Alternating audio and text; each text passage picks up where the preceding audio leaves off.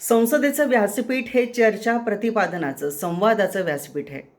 आपल्या संसदेच्या दोन्ही सभागृहांना म्हणजे राज्यसभा आणि लोकसभेला स्टेट्समनची मोठी परंपरा लाभली आहे. त्याच्यामध्ये नाव घ्यायचं झालं तर अगदी पंडित जवाहरलाल नेहरूंपासून ते अटल बिहारी वाजपेयींपर्यंत, ते अगदी अलीकडच्या काळामध्ये प्रमोद महाजनांपासून ते सुषमा स्वराज यांच्यापर्यंत प्रत्येकानं इथे आपल्या वक्तृत्वाची जी छाप सोडली आहे ती छाप कदाचित काही नेत्यांना साधता आली आणि त्याच्यामुळे त्यांची ओळख संसदेमध्ये निर्माण झाली.